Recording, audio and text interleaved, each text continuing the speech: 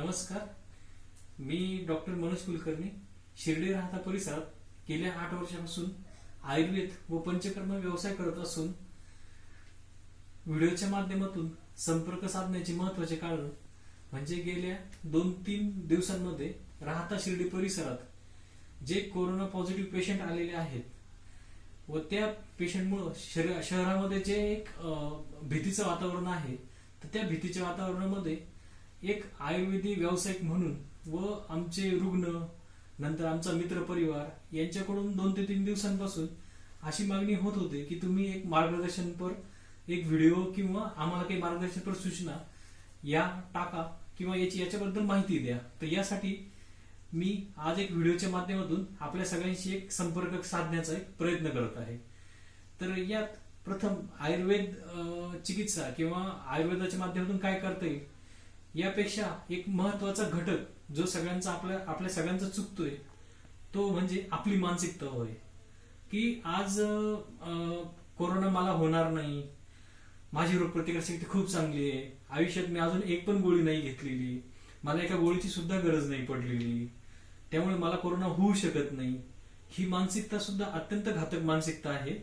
व त्याचबरोबर कोरोनाने मी मरणार आहे, महामारी येणार आहे, सगळे लोक मरणार आहे, सगळ्यांचा अंत होणार आहे, ही दुसरी मानसिकता सुद्धा तेवढीच घातक मानसिकता आहे. तर आपल्याला ह्या दोन्ही मानसिकतेत न जगता आपल्या हातात काय आहे व आपण काय करू शकतो या 2 गोष्टींचा विचार करून त्यात सुवर्ण मध्य साधून आपण जास्तीत जास्त असलेल्या वेळेचा सदुपयोग कसा करावा याविषयी मी आज एक आयुर्वेदाच्या माध्यमातून संपर्क साधत आहे. तर संपर्क साधताना गेल्या 2 ते 3 दिवसात एक महत्वाचा प्रश्न आला, तो म्हणजे काढा म्हणजे काय. तर माननीय पंतप्रधान नरेंद्र मोदी यांनी पहिल्या लॉकडाऊनच्या वेळेस जी घोषणा केली होती की आयुर्वेदिक वनस्पतींचा वापर करून त्यांनी जी सप्तसूत्री सांगितली होती, त्या सप्तसूत्रीमध्ये एक होतं की आयुर्वेदिक वनस्पतींचा काढा करून प्या. तर त्या आयुर्वेदिक वनस्पती कुठल्या, त्या आपल्या राहता शिर्डी परिसरात आहेत किंवा नाहीयेत, तर त्यांचा काढा कसा करावा तर याविषयी मी माहिती देत आहे. तर आता आपल्याकडे अवेलेबल असलेली व सगळ्यात सोप्या मिळणाऱ्या वनस्पतींपैकी एक म्हणजे ही गुळवेल होय. पानं एकदा नीट सगळ्यांनी बघून घ्या. तर याला गुळवेल किंवा आयुर्वेदाच्या भाषेत गुडूची असे म्हणतात. यालाच आपण निंबावरचा गुळवेल किंवा गुळवेल हे आपण ग्रामीण भाषेत म्हणत असतो. तर ह्या गुळवेलीचे पानं आणि शक्य झालं तर पानांपेक्षाही हे जे कांड आहेत, हे कांड यांचा आपण काढा करण्यासाठी वापर करतो. प्रथम गुळवेलीचं कांड किंवा पानं व त्यानंतर दुसरी महत्वाची वनस्पती म्हणजे ही आडुळसा होय. पानफुटी वेगळी व आडुळसा वेगळी. आडुळसेला पांढऱ्या कलरचे फुलं हे येत असतात. तर पानं नीट बघून घ्या, हिला आडुळसा म्हणतात. याचे पानं, गुळवेलीचे पानं 4 ते 5, आडुळसाचं 1 पान व त्यानंतर महत्वाची वनस्पती म्हणजे अश्वगंधा होय. हिचे पानं पण व्यवस्थित बघून घ्या, ही अश्वगंधा होय. अश्वगंधेची फांदी किंवा अश्वगंधेचं या पद्धतीने एक मूळ असतं. तर अश्व म्हणजे घोडा व ज्या मुळाला घोड्यासारखा वास येतो त्याला अश्वगंधा असे म्हणतात. व ह्या वनस्पतीचे मूळ तर या पद्धतीने गुळवेल, नंतर आडुळसा, नंतर अश्वगंधा व यातली चौथी वनस्पती सगळ्यांना माहिती असलेली व आवडती ती म्हणजे तुळशी होय. तुळशीचे पानं 4 ते 5, अश्वगंधाची मूळ व गुळवेलीचा कांड किंवा पानं 4 ते 5 या सगळ्यांचं मिळून आपण काढा तयार करतो. हे सर्व घेऊन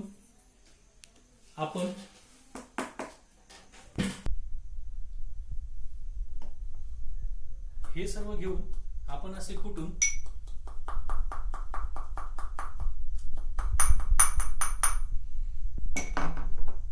नंतर त्याची या पद्धतीने पेस्ट तयार करून ती पेस्ट किंवा चटणी, ज्याला आपण चटणी म्हणतो, ती चटणी 1.5 कप पाण्यामध्ये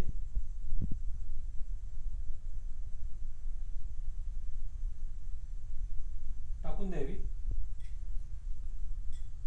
व नंतर गॅस चालू करून 1.5 कप पाण्याचे 1 कप पाणी शिल्लक ठेवावे 5 ते 10 मिनिटात 1.5 कप पाण्याचं 1 कप पाणी तयार होते व नंतर तो काढा गाळून गाळणीने या पद्धतीने कोमट स्वरूपात हा काढा तयार होत असतो. तर यात आपण काढा तयार करताना जी आतापर्यंत प्रोसिजर दाखवली त्या प्रोसिजरला जवळजवळ 5 ते 10 मिनिटाचा वेळ लागतो व सकाळी आणि संध्याकाळी एकदा या पद्धतीने चहाच्या ऐवजी जरी काढा घेतला तरी तो रोगप्रतिकार शक्ती वाढवण्यासाठी एकदम उत्तम होतो. व त्यात येणारा एक दुसरा प्रॉब्लेम म्हणजे जर आपल्याकडे सगळ्यात वनस्पती अवेलेबल नसतील तर आपण त्यातल्या प्रामुख्याने तुळस आणि गुळवेल या 2 वनस्पतींचा आपण प्रामुख्याने वापर केला पाहिजे. जर बाकीच्या उरलेल्या 3-4 वनस्पती नाही मिळाल्या तर त्यात प्रामुख्याने तुळशीचा खूप महत्वाचा रोल आहे. तुळस जी आहे तर आपल्या सर्वांच्या माहितीसाठी सांगतो की आषाढी एकादशीला आपण पांडुरंगाला तुळशीचा हार अर्पण करतो किंवा तुळस ही पांडुरंगाला घातली जाते. तर त्याचं धार्मिक कारण जरी असलं तर आयुर्वेदिक कारण असं आहे की आषाढी एकादशीच्या वेळेस पाऊस खूप पडलेला असतो. आयुर्वेदानुसार तो वर्षा ऋतू असतो.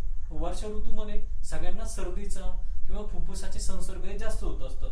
त्याच्यामुळं आपलं आराध्य दैव जे आहे सगळ्यांचा लाडका पांडुरंग, तर पांडुरंगाला सर्दी होऊ नये किंवा त्याची झालेली सर्दी निघून जावी, त्याला घशाचे आजार होऊ नये म्हणून सगळेजण तुळशीच्या माळांचा हार हा पांडुरंगाला घालत असतात. त्याच्यात भाविकांचं प्रेम पण असतं. तर त्याच पद्धतीने आपण जास्तीत जास्त वेळा तुळशीचा तरी कमीत कमी वापर हा काढ्यासाठी केला पाहिजे आणि तुळस ही अवेलेबल गोष्ट आहे. तसेच काही काही दत्ताची ठिकाणं जी आहेत, उदाहरणार्थ गाणगापूर किंवा नरसोबाची वाडी, तर त्या ठिकाणी जेव्हा तिथल्या मूर्ती ज्या असतात ज्या नदीच्या पाण्याखाली जातात दत्ताची मूर्ती, तर त्या दत्ताच्या मूर्ती वगैरे नदीच्या पाण्याखाली गेल्या की त्याच्यानंतर पूर हा संपूर्ण संपल्यानंतर जेव्हा त्या मूर्ती परत वरती येतात तेव्हा पहिला नैवेद्य जो दाखवला जातो तो नैवेद्य हा तुळशीच्या पानांचा काढा असतो. तर मी तिथल्या पुजाऱ्याला विचारलं तर तुम्ही असं का करता, तर त्यांनी मला तेव्हा असं उत्तर दिलं होतं की आमच्या देवतेला सर्दी झालेली असते व ती सर्दी नष्ट होण्यासाठी आम्ही तुळशीच्या पानांचा काढा हा वापरत असतो. तर याच पद्धतीने जसं आपण आपल्या देवतेला अर्पण करत असतो तोच भाव जर आपण आपल्या शरीरासाठी ठेवला तर तो अत्यंत उपयुक्त ठरत असतो. तर या पद्धतीने आपण काढ्याची आतापर्यंत माहिती घेतली. तर त्यात अश्वगंधा, अडुळसा, तुळस आणि गुळवेल या 4 वनस्पती, तसेच घरात सुंठ असली तर सुंठ सुद्धा किंवा आलं टाकून आपण याच्यामध्ये आपण ऍड करू शकतो. तर या पद्धतीने आपण एक निरपराध असा काढा घेऊ शकतो. तसेच रुग्णांची एक शंका अशी होती की आम्ही जर आर्सेनिक 31 हे होमिओपॅथिक औषध जे ते औषध घेतलंय आणि आम्ही हे औषध घेतले चालतील का आयुर्वेदिक, तर आपण जसं फळभाज्या, आपण जसं पालेभाज्या खातो, मेथीची भाजी किंवा पालकाची भाजी, तर ह्या वनस्पती पण एक प्रकारच्या वेलीच आहे आणि जशी भाजी खाल्ल्याने आपल्याला काही त्रास होत नाही तसंच ह्या वेलींचा काढा प्यायल्याने आपल्या शरीरावर त्याचे काही दुष्परिणाम होणार नाही. उलट आपली रोगप्रतिकार शक्ती वाढवण्यासाठीच या सगळ्या वनस्पतींचा आपल्याला वापर होणार आहे.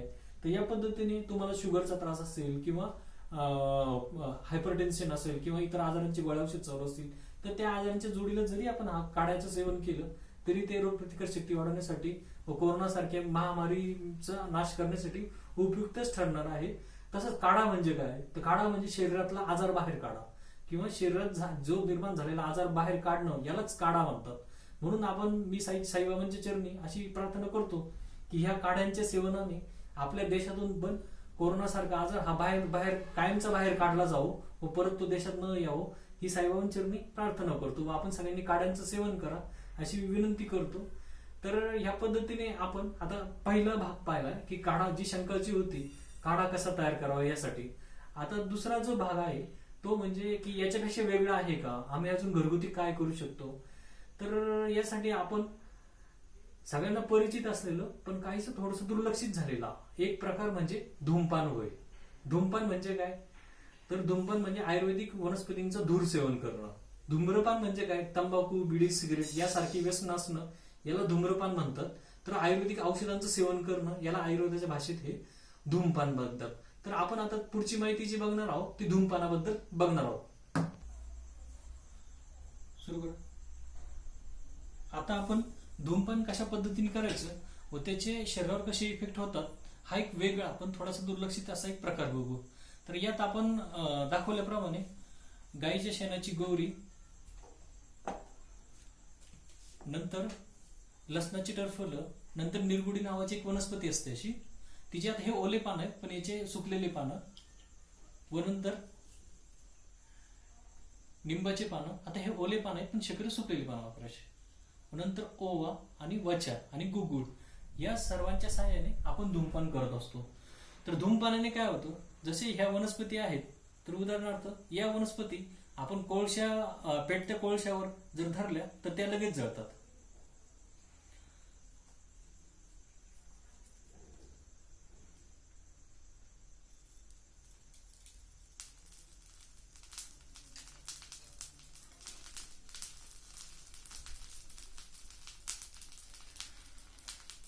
तर आता ह्या वनस्पती आपण ज्या वनस्पती जाळल्या तर त्या वनस्पतीतून जो तयार होणारा औषधी धूर आहे, तर हा औषधी धूर पूर्ण आसमंतात पसरतो, पूर्ण वातावरणात पसरतो. आणि असा हा औषधी झालेला धूर हा आजूबाजूचे व्हायरसेस, नंतर बॅक्टेरिया, नंतर वेगवेगळ्या प्रकारचे जंतू, हे सगळे जंतू हा मारत असतो. आणि हा धूर जेव्हा आपल्या शरीरात जातो, जेव्हा नाकावाटे आपल्या फुफ्फुसात जातो व कोरोनाचा संसर्ग हा जास्तीत जास्त नाकातून होत असतो. तर या पद्धतीने हा गेलेला धूर जेव्हा आपल्या नाकावाटे जातो, आपल्या नाकातून फुफ्फुसात जातो व फुफ्फुसाला तो एकदम बल देऊन जातो. व याचा दुसरा फायदा म्हणजे काय, की आपल्या फुफ्फुसामध्ये आयुर्वेदानुसार प्राणवायू राहतो. प्राणवायू म्हणजे काय, तर आपल्या शरीरातली चेतना. जर समजा एखादा माणूस मेला तर आपण कधी त्याला मेला समजतो, जेव्हा त्याचा श्वास पूर्णपणे थांबतो. म्हणजेच काय होतं, त्याचा प्राणवायू हा पूर्णपणे नष्ट होतो. तर आपल्या प्राणवायूला जर चेतना द्यायची असेल तर ह्या पद्धतीने असलेला धूर हा जेव्हा नाकावाटे फुफ्फुसात जातो, त्या ह्या औषधी वनस्पतीचा धूर हा आपल्या प्राणावर कार्य करतो. आणि आपल्याला जर चांगला वनस्पतींचा प्राणवायू जर शरीरात गेला तर तो प्राणवायूची ताकद वाढते. आणि जेवढी प्राणवायूची ताकद जास्त वाढते तेवढी आपली रोगप्रतिकार शक्ती जास्त वाढते. व त्या रोगप्रतिकार शक्तीच्या सहाय्याने आपण कोरोना सारख्या व्हायरसेस पासून नक्कीच प्रतिकार करू शकतो. तर याला आयुर्वेदिक धूमपान असे म्हणतात. व हे धूमपान सकाळ संध्याकाळ जरी घरात केलं किंवा हा धूर जरी घेऊन फिरवला पूर्ण बिल्डिंग मध्ये, पूर्ण बंगल्यात, पूर्ण वातावरणात, तर असणारे सगळे जंतू, व्हायरसेस, बॅक्टेरिया हे पूर्णपणे नष्ट होतील. व यात आढळणाऱ्या वनस्पती ज्या आहेत, गोवऱ्या, निरगुडी आहे, निंबाचा पाला आहे, नंतर लसणाची साल आहे, वचा आहे, गुगुळ आहे किंवा ओवा आहे आणि गोवऱ्या आहेत, ह्या सहजपणे अवेलेबल होऊ शकतात. व आपण घरचे घरी करून स्वतःची रोगप्रतिकार शक्ती ही मोठ्या प्रमाणात वाढवू शकतो. तर या पद्धतीने आपण पहिले काढे आणि नंतर धूमपान हे दोन महत्वाचे विषय आतापर्यंत पाहिलेले. त्याच्यानंतर तिसरा महत्वाचा आयुर्वेदिक नुसार आणि तिसरा महत्वाचा प्रकार आहे तो म्हणजे पंचकर्मानुसार.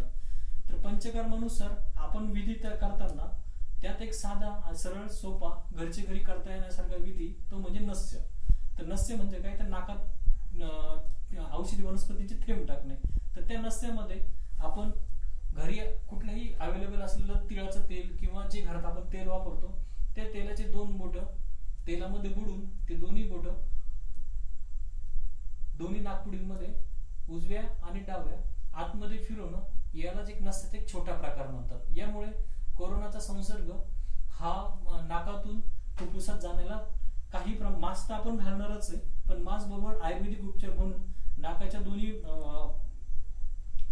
नाकपुडींना जर तेलाचा स्पर्श केला तर तेलाच्या स्पर्शाने या दोन्ही नाकपुड्यांमध्ये कोरोनाचे जंतू जाण्याचं प्रमाण हे कमी होऊ शकतं व शरीराची रोगप्रतिकार शक्ती ही वाढू शकते. तर या पद्धतीने आपण नस्य हा प्रकार, नंतर काढे घेणं, नंतर आपण धूमपान करणं, या पद्धतीने आपण आयुर्वेद वेदानुसार एक वेगळ्या पद्धतीने विचार करू शकतो.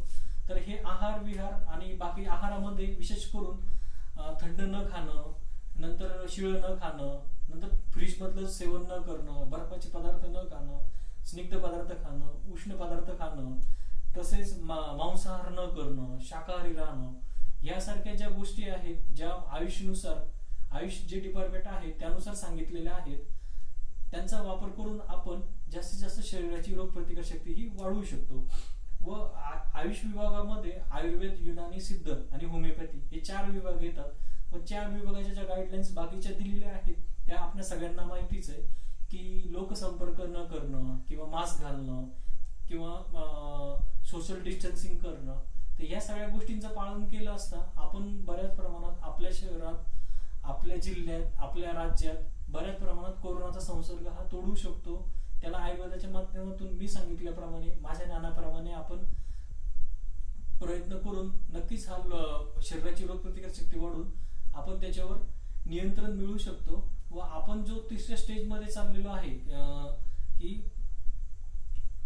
सोशल ट्रान्समिशन, तर ह्या सोशल ट्रान्समिशन मधून न जाता आपण दुसऱ्याच पद्धतीने कोरोनाचा पूर्णपणे मात करू शकतो व कोरोनावर पूर्णपणे विजय मिळू शकतो. व त्याचबरोबर मिठाच्या पाण्याच्या गुळण्या करणं, हळदीचं दूध पिणं किंवा हळदीच्या पाण्याच्या पण गुळण्या करणं, यासारख्या गोष्टी करून आपण कोरोनावर बऱ्याच प्रमाणात चांगला विजय मिळवू शकतो. व मी साईबाबांचरणी एवढीच प्रार्थना करतो की आम्हाला आमच्या समाजाला, आमच्या शहराला सोशल ट्रान्समिशन पासून पूर्णपणे न होता पूर्णपणे दूर ठेवा. व आत्ताच आयुर्वेदाच्या माध्यमातून हे सगळं रोगप्रतिकार शक्ती वाढून जे 4-5 पेशंट पॉझिटिव्ह झालेले आहेत ते इथंच साखळी थांबून या पद्धतीने आपण आपल्या शरीराची रोगप्रतिकार शक्ती ही वाढवू शकतो. तर या पद्धतीने आयुर्वेदाच्या माध्यमातून एक सेवा करण्याचं मी एक प्रयत्न करत आहे. यात काही शंका असल्यास आणि कुणाला जर काढायच्या स्वरूपात गोळ्या घ्यायच्या नसतील तर कॅप्सूल सुद्धा आमच्या रुग्णालयामध्ये अवेलेबल आहेत. त्या पण तुम्ही रोगप्रतिकार शक्ती वाढवण्यासाठी वापरू शकता. माझा नंबर हा 9097070797 हा आहे. व काही लागल्यास नक्कीच संपर्क करा. सध्याचा काळ थोडा भीतीदायक आहे, तर या काळातून आपण साईबाबांच्या कृपेने लवकरात लवकर बाहेर पडू ही मी साईनाथ चरणी प्रार्थना करतो. मी माझे 2 शब्द संपवतो. जय हिंद, जय साईनाथ, जय महाराष्ट्र.